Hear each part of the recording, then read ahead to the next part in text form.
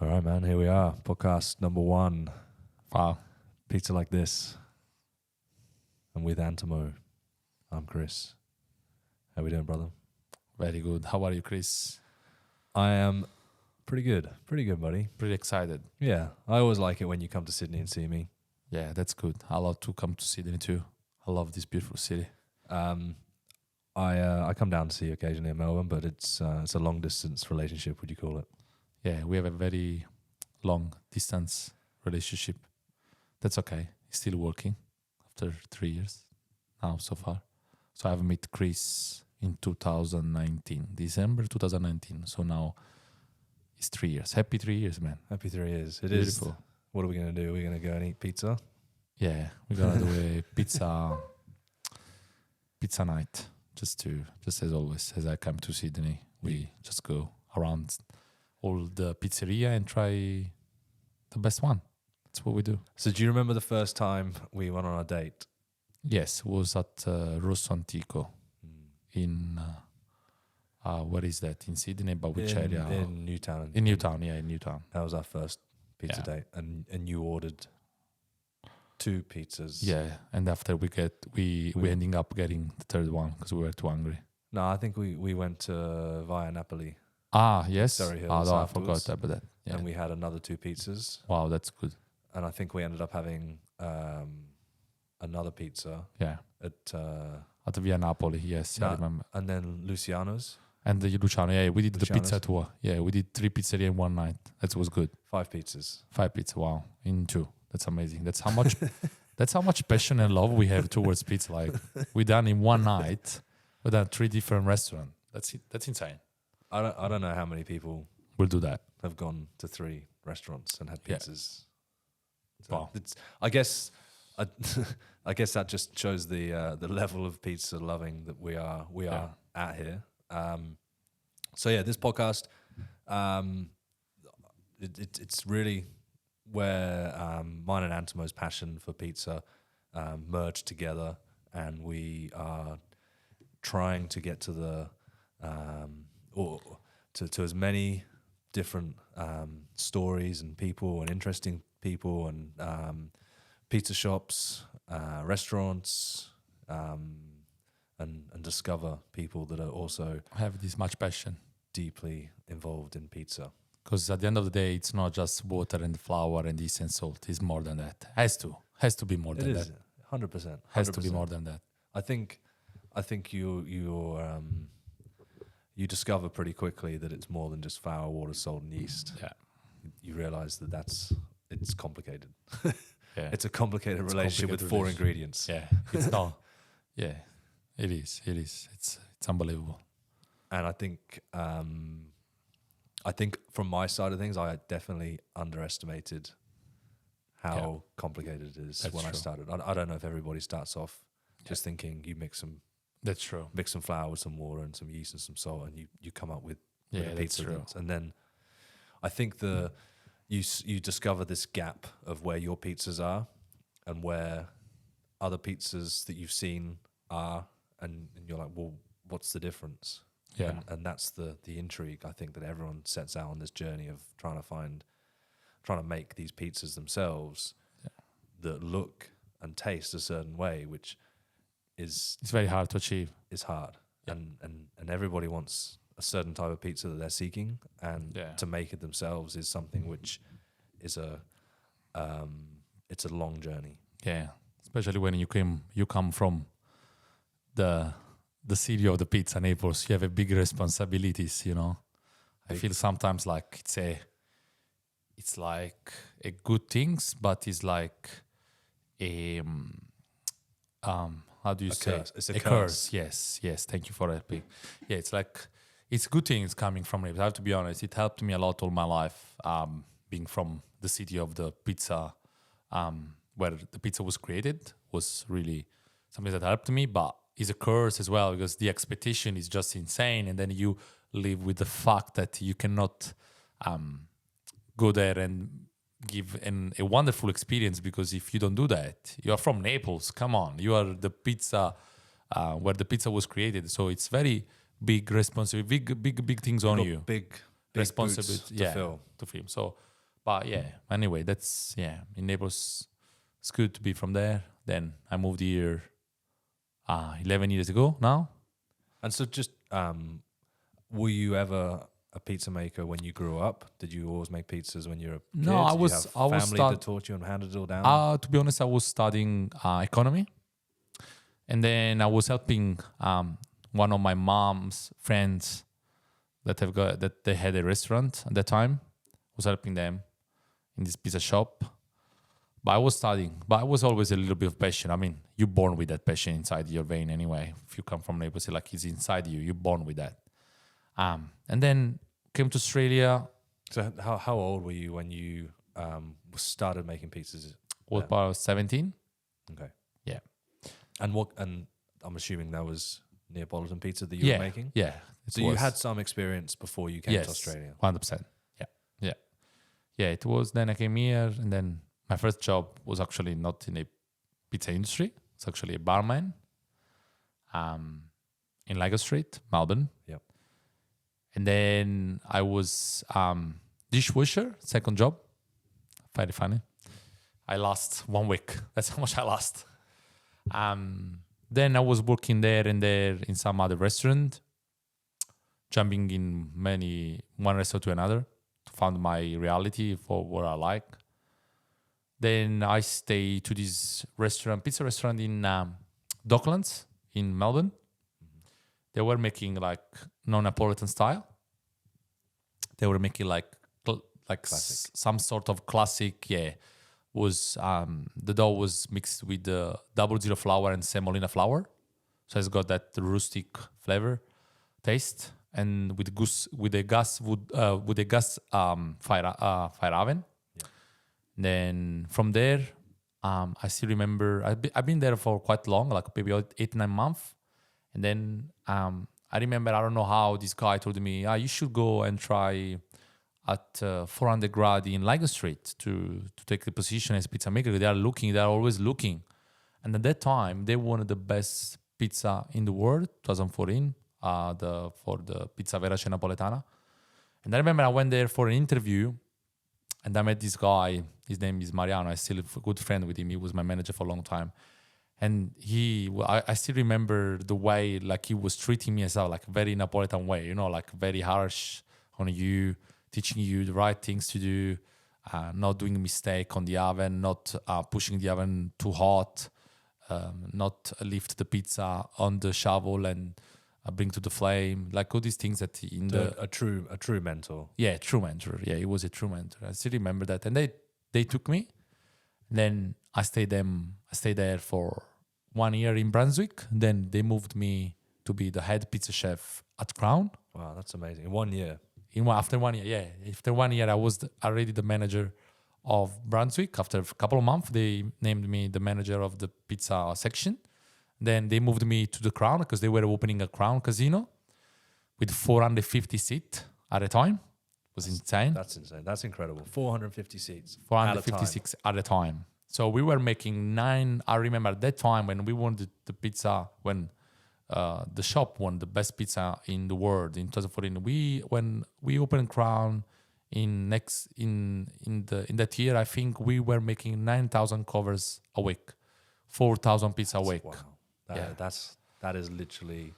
Yeah, at that time, insane. That is an insane amount of pizzas. Yeah, at that time. And how many pizza chefs would there be working in that kitchen? I would have 9-10 pizza chefs, all up. But on a busy night, we were working 6 of us at a time. We were me only stretching and dealing the dockets, one just topping, one just passing from the bench to the pizza shovel, 2 on the ovens, and 1 just cutting and garnish. 6 pizza makers at a time. Wow, and that's a real production line to get that speed out. And how many ovens were you using? We were 2 ovens, and we were making pizza. Like, probably the pizza will wait no more than 10 minutes on the table. That's how fast we were. We were making that time 900 pizza a day. That's yeah, and that was to like lunchtime dinner. Yeah, the intensity was insane. The intensity was some things that I never experienced in my life anymore after that. But At that time, probably I didn't like it.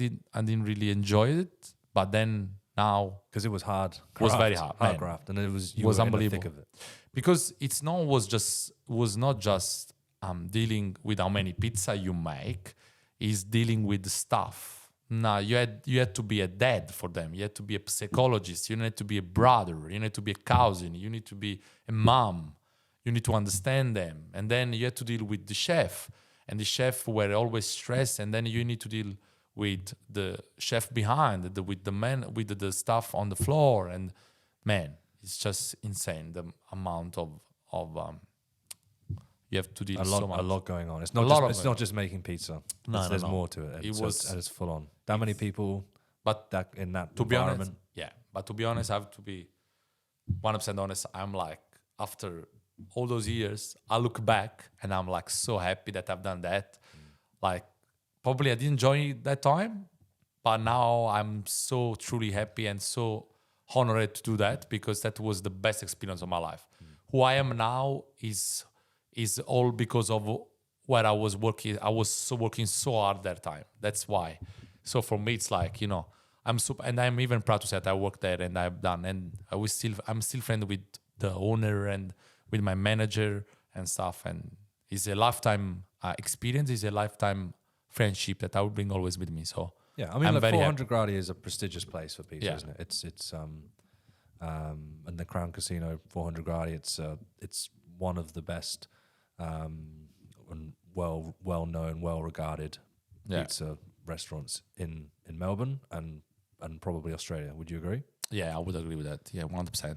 And they're still producing obviously really good pizzas Yes. there. Yeah, of course. Yeah. They're still doing a lot of nice stuff. No, I don't know because I don't work there anymore, but I know that he's doing very well. Yeah, probably we're gonna go there and interview them.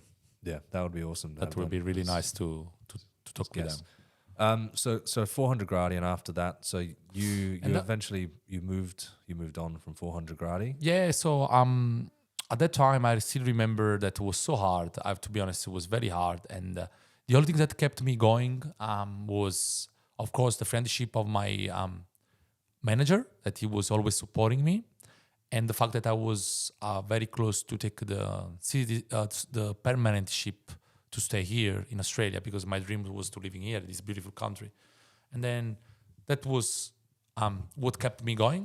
And then after after I was able to achieve that goal, I left in good terms with the owner, and I worked a little bit there, and then I suddenly, in COVID time, that there was no job, no work, I start to do my own things. Like I still remember I bought this dough machine of 5 kilos, very small.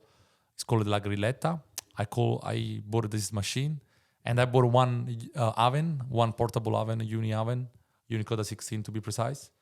And then I start to make video. I start to open my Antimo Pizza Chef page. Start to make some video. It was all normal, like just stuff like that, normal things, easy. And then step by step, I saw that things was going. Like people were calling me, we want you to cook pizza at our place. And then people will call me from mouth to mouth, because they knew that I was working at 400 Gradi before, and people that knew me was advising me to other people, and then was mouth by mouth at the beginning, and I was starting to have one job a week, sometimes 2 jobs a week, maybe sometimes maybe nothing, but I was working part-time in some restaurant. Then second job, I was cultivate this passion of doing catering pizza for birthday party and wedding and stuff.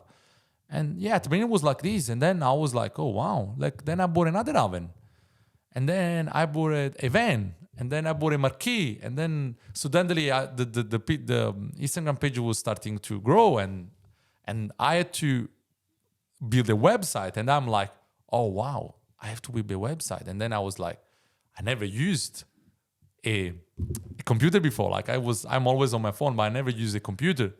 So I was like, what I'm gonna do? I could not afford to someone making my website, because it was very expensive to do a good one. So in COVID time, you know what I did? I just researched it and I start to do on my own. And step by step, it took me probably 1 month and a half to do it. And I did them by myself. And then I started to pay Google ads. And then I see people start to call me regularly after COVID. And then the page was going, every time was gaining. And now it's just unbelievable. Now I have like one van, one little wood fire truck, and more coming soon. And it's impressive. So it's crazy story. In a small space, since I met you in 2019, you've pretty much come from having a very almost a non-existent social presence, Instagram, after you left 400 Gradi. Yeah. You bought your one Unicoda 16, which is a little gas portable pizza oven. Yeah. You started posting. You started making lots of dough, and you. I was, getting to know you at that point and talking to you, and I was telling people, my wife, saying, "Oh, this guy Antimo, he's cooking all these pizzas at home and he's throwing them in the bin because he's just basically he's making so much dough at home and taking photos of them that you can't possibly eat them all." So he was literally just making dough, which I thought was insane at the time. But you had a mission, and you were testing and trialing and making all these new recipes, and you were always just sort of seeking that sort of the vision that you pizza makers and us pizza makers all want to make this pizza that's this perfect thing. Yeah, it's always like this. So you've gone from pretty much just that, and you've now built up a massive social profile, which has turned into, you had to build a website because you had people asking to do your events. So then you've had to have a website, and now you've got Google Ads, which you're now sort of running as well. And now you're getting all these leads are coming through to you for all their events, catering events and engagement. And weddings, corporate events. We were like from last year, 1-2 events a week. We are running 6, 7, 8, 10 a week, 10 events a week. That's insane. Yeah, it's a crazy story. And then, as you said before, I was trying so much to achieve that perfect dough. Yeah, like only God knows how many dough I have done in my life in the last 3 years. It was crazy. But now what I found comfortable with, for me to bring, because my slogan is like bringing Napoli to you. So with my events, I want to bring Napoli experience to people's house or people wedding. And what I found comfortable with now is like a this dough that is a semi-direct dough, is an autolyzed dough that is sitting for 1 hour, resting, then is closed with more water, around 73% water hydration. And so can I just come back on there just for some of the audience with, I'm still not, it's a different language, all this pizza things, when we start talking about semi-direct and direct and indirect and all these autolyzed things, it's a whole different new language. True. So when you're now doing this semi-direct, which is direct method would be just doing all it's okay. Now, I will explain. So we have 3 different methods to make the dough. So there is a direct dough. Direct means everything is put all together at once. So water, flour, yeast, and salt, pouring all at one time together. It's direct because everything is direct in one times. So even like, for example, you pour water, and most of the people, they put water, yeast, mix together, and then they add the water, they add the flour, they add the salt. That's a direct method. Instead, this is direct. Then we have a semi-direct method that is like, for example, an autolyze. What is autolyze? Autolyze is just water and flour combined together and being rested at room temperature for quite of time. Like can be possibly for to 1 hour up to 6 hours. That is a semi-direct because it's not direct because you're gonna wait 1, 2, 3, 4 hours before putting all together. So it's semi-direct dough, and that's got his own characteristic. Like the dough is mainly made to make the dough more elastic. For example, dough that are not really, doesn't have really good gluten or very elastic gluten. With this technique, you made the dough very elastic because You mixing the dough, mixing water and flour together and resting for some times allows the gluten to be more elastic. Then we have the indirect dough. Indirect, what does it mean? So indirect dough is another way to make a pizza dough, and so it's basically water, flour, and yeast mixed together at once.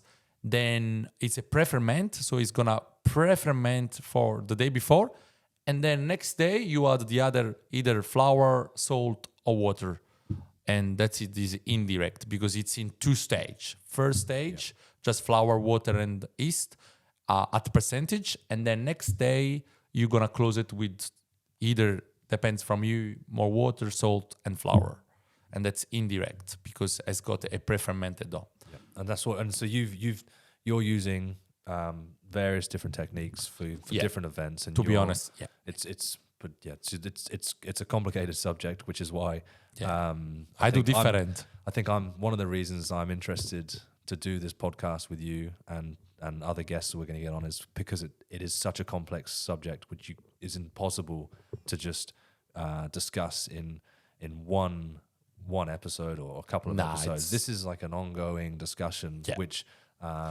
because like we're going to have a guest on in a few episodes who is super deep, as deep as you are in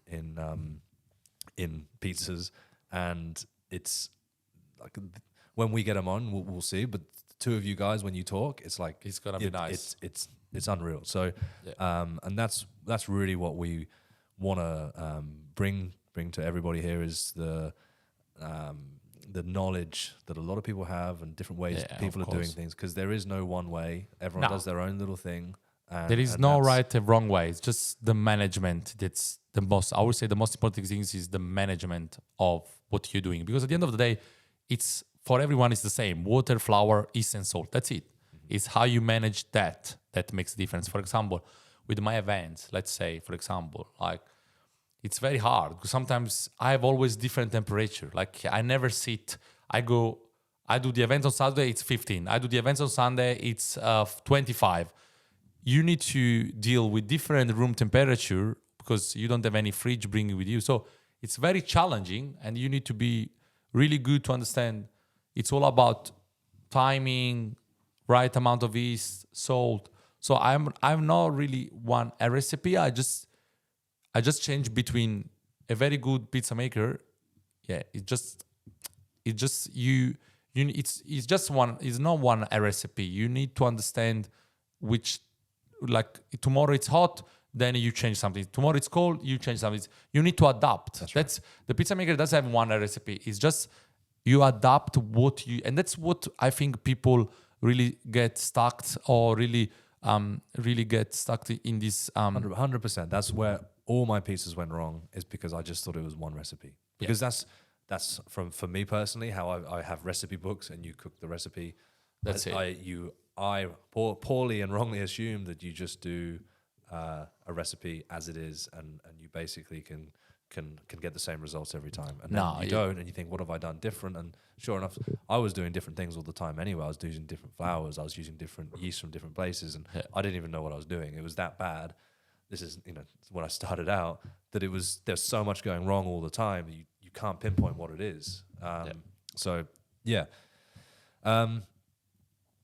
No, but that's the reality. Why many people struggle. It's because you cannot give a simple recipe. You just need to change and adapt to the situation of you have. Like very important things is not like very important question that people don't ask is that which flour should I use for what I want to do or for when I need to use. Like this will be question need to be asked, because every flour has different protein content and then needs more or less fermentation time.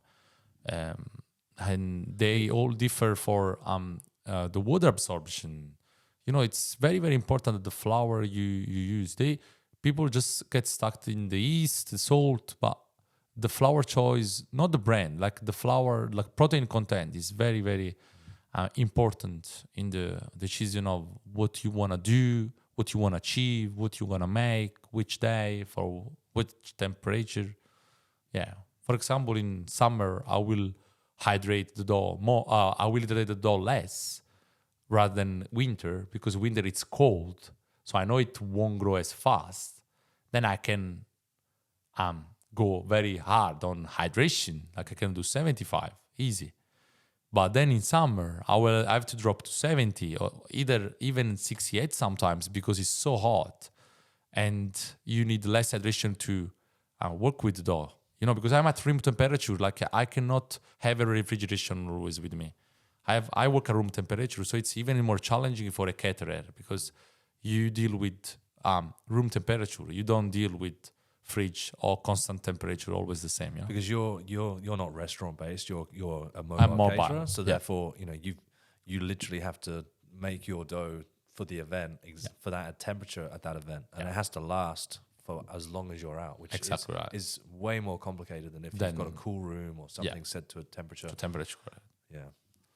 And even I have the second van that is a little vintage pizza truck with the Naples colors, and I use it's wood and gas. It's multi-fuel, and to be honest, it's another things that people always ask me is that but we wanted the wood fire, about that.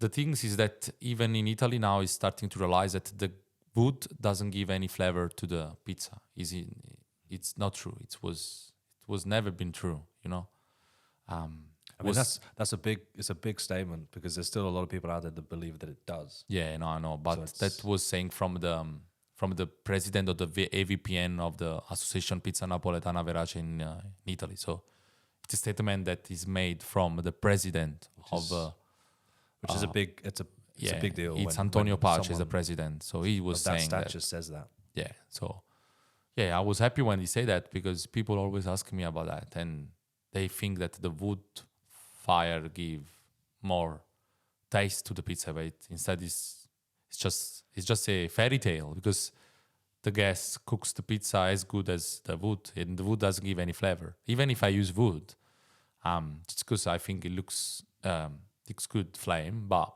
it's not. I don't use it because of the flavor. Yeah. But there's definitely a romance of using a wood fire. 100%. That's why I use it. You can't. There is something that I enjoy making with a wood-fired oven that is special, but I do get that it's very difficult to tell whether it does flavor or whether it doesn't. But it's almost, when you think about it, when you put a pizza in the oven with a wood fire for 60 seconds, is that really going to infuse smoke? Yeah. I mean, that's why people buy smokers and put their meat in a smoker for 8 hours or something. It's because it takes that long to infuse.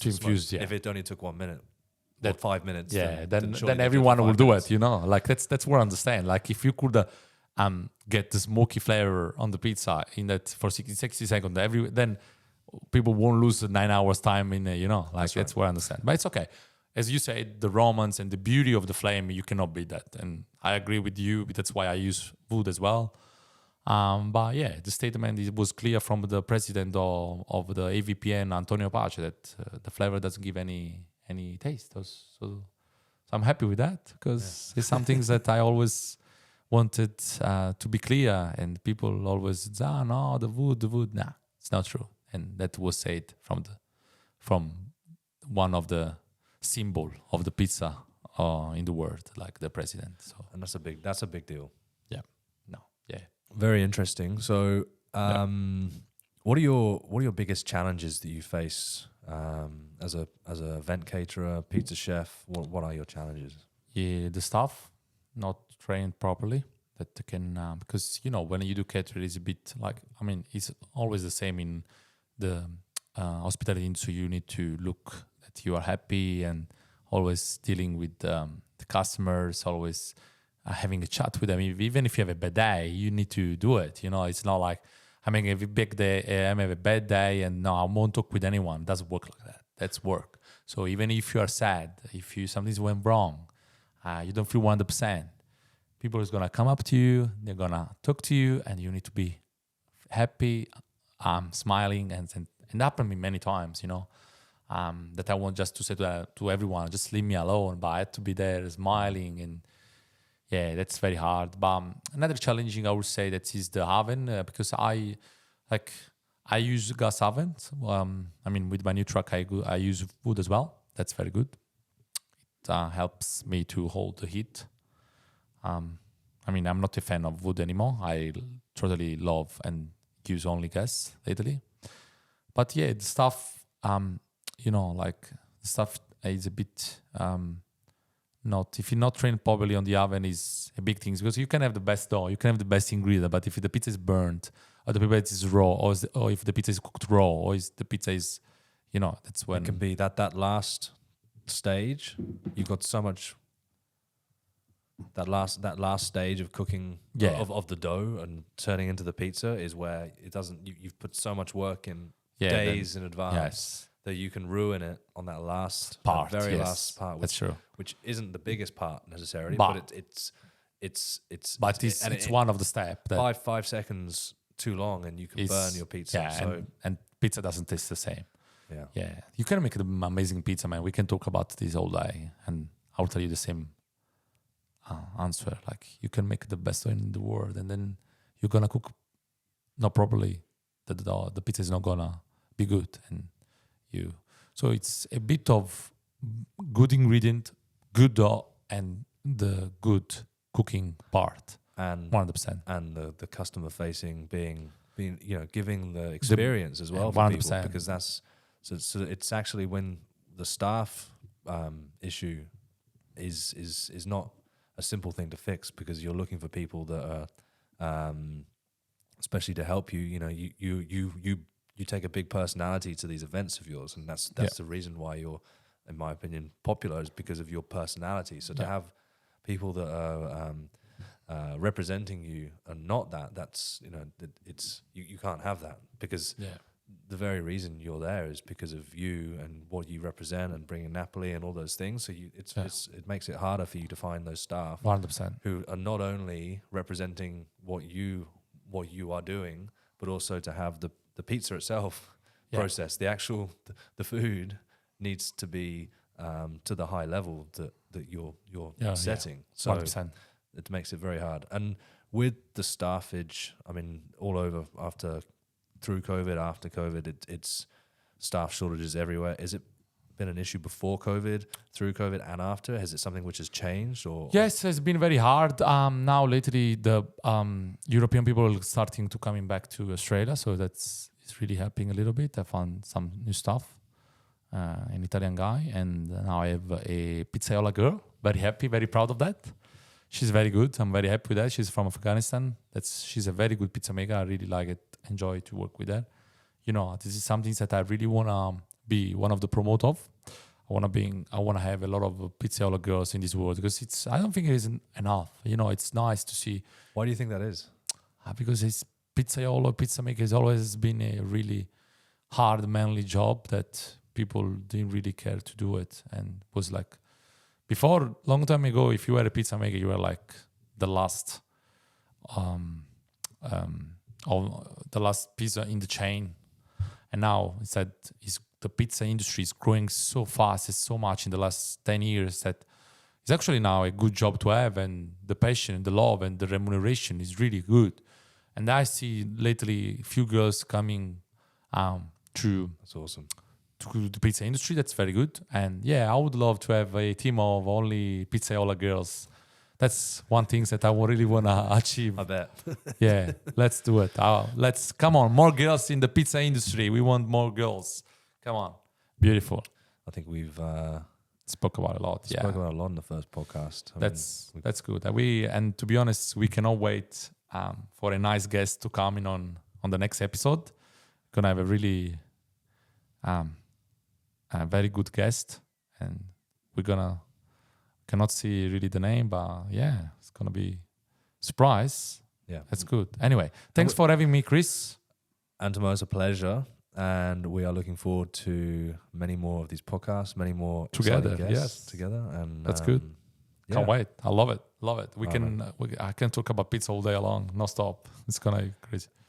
Very good, man. All right. Thank you so much. See you, brother. Bye.